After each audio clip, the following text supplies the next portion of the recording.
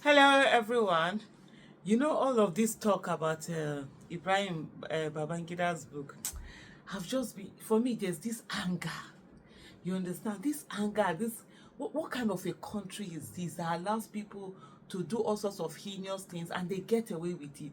Now, some are even, oh, he has written a book. He has written. I'm like, these are people that should be rotting in jail. These are people that should be prosecuted. These are people that should never be able to raise their head in Nigeria ever again. But meanwhile, Nigeria is wasting money on them. They are paying them humongous amounts of money every year as former president held that statement. This, that. It's so irritating and it's so annoying. Is it today? I saw where Oseni Rufai was that, oh, now people that have always been saying Igbo Coup, that they should not know that it's not an Igbo coup. It has been proved. I said, look, it is not today. They always knew it is not an Igbo coup. But Igbos are the boogeymen. It's like Ojuju. When you say Ojuju, you want to make the Igbos the Ojuju so that you'll be able to say, oh, they are the reason why A, B, C, D, E, F, G, H. So that hatred, you have a reason to expound that hatred, on them. And I said to him, look, some of these people, they don't have anything in common other than their hatred for Igbos. So that's why they will maintain this. They will forever maintain it. They will die on that hill. It's just like the same people who come out to say that, oh, BBOG was sponsored or is sponsored, or Chibok girls were used to remove Jonathan. They will never admit that Jonathan had his failings. They will never. They will die on that hill. It's the same thing. I put that thing on my Twitter. I said, what's the difference? 10 years you'll be telling a lie. 20 years from now you continue. 30 years from now you continue. I don't know whether any of them will have the guts to write a book and say that, oh, they are not going to. I remember it was in 2015. Yes, late 2015, Deji Adeyanju. That's why I will always have respect for Deji Adeyanju. You see that guy, sometimes he head no normal. All of us will know normal. Even me when they talk to him, my head no normal. Sometimes Adeyanju could do anyhow. But you see, if you point something out to him and he knows he has made, he will come out and address it and correct that and admit to that. And I'll tell you why. And I know this is aggressive, but it's almost the same thing being done that a lot of people don't see. In 2015, that was the first time I met Deji Adeyanju. He came to the Unity Fountain. He actually came to come and apologize to Dr. Obi Ezekwesili. And the reason why he came, he said he was talking then, Deji was a PD, Deji, all of them, I said they've rebranded 10 years later. He was one of those PDP supporters. When they say he talks, APC are not doing anything. Where the DGD and all those people, there's one is late now. I'm not even going to make sure his name. All of them, they were mad. They were something else. And they will attack us relentlessly. So he said to the person, he didn't mention the name of the person, and I've never asked him. And he was like, oh, the person was like, no, that thing that they were saying about Dr. Obi and Bibi, it was all a lie. Did you say he was shocked that he trusted this person?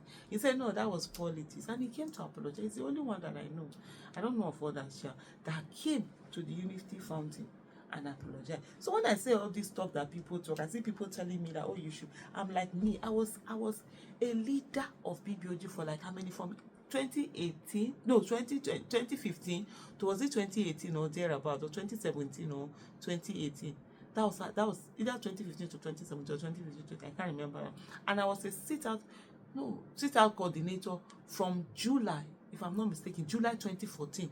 So I've been part of the, as in, I'm the one leading. You are coming to tell me that, oh, maybe you, someone said, maybe Aisha, you didn't know what was happening. How would I know what was something that I led? Something that I led. And this thing, BBOG movement, was supposed to be a one-day protest. The people that started it would have had that first day. It was a one-day protest. It was supposed to protest and go home. It was a day that they say, do you want to stay? When one of the Chibok, he's late now, Hosea Sambido, he was the chairman of the Chibok community at that time. He knelt down in front of Dr. Obi and said, please, don't go. If you go, these people will not listen to us. They will not hear us. That was when she asked the question, do we want to keep coming? People say, yes, we keep coming until the guests are brought. She said, do you know what it means? We're like this. Foolishly, we didn't know what it meant. We're light and lie. If anybody had told me that those guests will not be brought back within a week, I would have said it's a lie. I'm sure most of us will not have said this. That was how that movement started, and it started coming out every day. That some people will sit down and tell you that, oh, they want to tell you forever, whatever, that it was sponsored, it was big. is the same kind of heinous thing that Nigeria allows all the time. Today we are seeing an IBB coming out to tell us that this he wrote in his book, people are shouting page 39, page 39. Before IBB, people, Ojukwu himself has been shouting. This thing was not an Igbo whatever. The person also, he was born and brought up in Kaduna. He's more Hausa, more northerner than he is an Igbo. But no, they didn't believe. He kept shouting. He's part of the visit to say it wasn't an Igbo coup that was done. Some of them say it was done because they felt then as of that moment that Awolowo was seen as a more better leader than the Tafawa Balewa that was put in there. They wanted to do the coup and put him there. They've been shouting this thing. Odumego Ojukwu has been shouting this thing for how long? No, it is not that IBB has come to say it, that some people are coming to say Nigeria. If I tell you this, the whole thing, no, they vex me. No be smart. But anyway, just watch this video and listen to what Ojukwu said. Now let's get it straight. The young officers had within Igbos, Yorubas, and Hausas. The way the Nigerian army was structured, you could not escape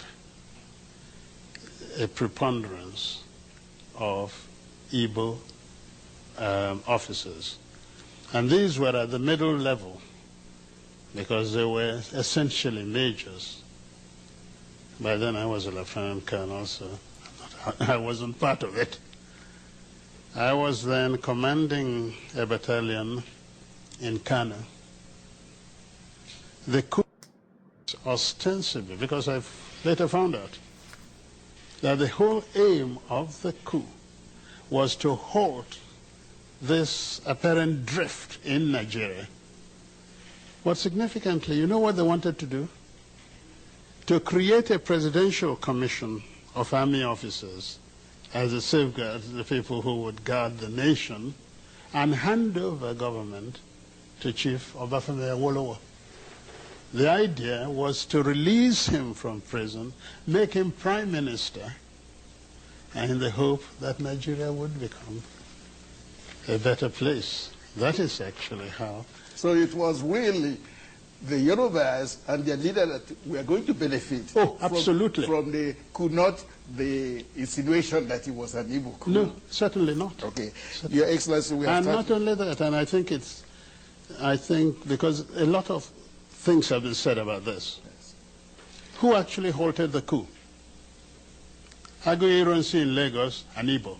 Emeka Odumegwu Ojukwu in Kano, an Igbo. The Igbos halted the coup. How can it be at the same time an Igbo coup halted by Igbos? There's something odd about that. Thank you, Your Excellency. The next question is